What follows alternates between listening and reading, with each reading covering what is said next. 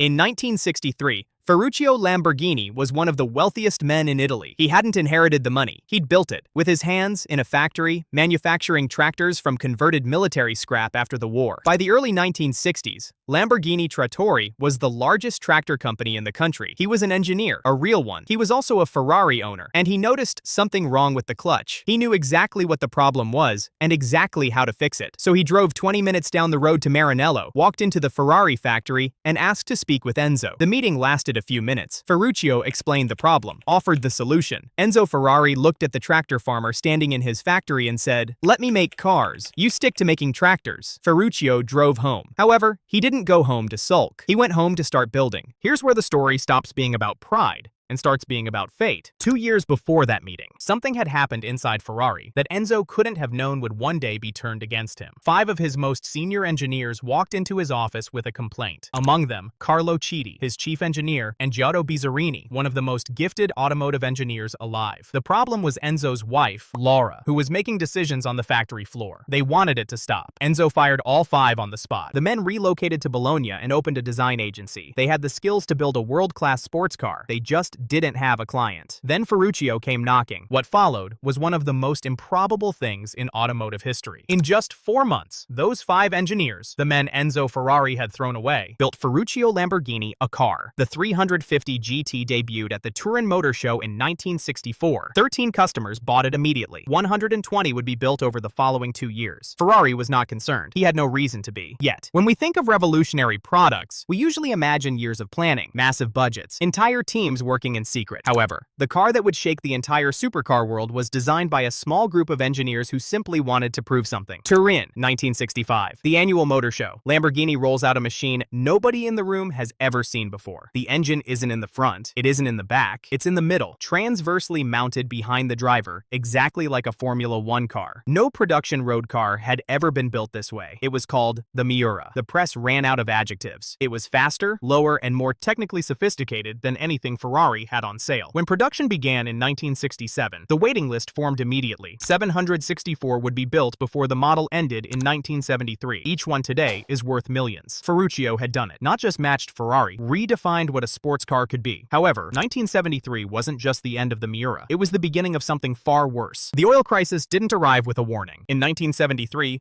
OPEC cut exports to the West. Fuel prices collapsed economies across Europe and America. And the supercar market, a market built entirely on the idea that resources are infinite, shrank by 80% in a single year. Lamborghini had been growing fast and spending faster. Suddenly, there were almost no customers. Work on a replacement for the Miura had already begun. A car so extreme it looked assembled from science fiction. Doors that opened vertically like a spacecraft. A shape so aggressively wedged it seemed to violate physics. It would be called the Countach. But finishing it required money the company no longer had. In 1974, Ferruccio Lamborghini sold his own company. He retired to his estate on Lake Trasimeno in Umbria. He planted vines, built a hotel, a restaurant, a golf course, named it Tenuta Lamborghini. It still exists today. He never built another car. He walked away from the name entirely. However, the name didn't walk away from history. The new owners finished what Ferruccio had started. The Countach entered production in 1974 and immediately became something beyond a car. It was a cultural object, the poster on 10 million bedroom walls, the shape every child recognized before they could read, the scissor doors, the V12, the silhouette that looked like it had been drawn by someone who'd never seen a compromise. It ran for 16 years. The final version produced 455 horsepower from a 5.2-liter V12. The last major development on the model was led by a young engineer working at the factory named Horacio Pagani, who would later found his own supercar company, because apparently, that's what happens when talented men spend time at Lamborghini. However, behind the spectacle, the business was disintegrating. Bankruptcy in 1978, bought by 2 Swiss brothers in 1980, sold to Chrysler in 1987. The Diablo, fastest car in the world at its 1990 launch, couldn't stabilize the company any more than the Countach had. Ownership changed 3 more times in a decade. Indonesian investors, a Malaysian holding group. The cars were extraordinary. The company was a revolving door. What Lamborghini needed wasn't another legendary design. It needed someone who knew how to run a factory. history. In 1998, Audi AG purchased Lamborghini for $110 million.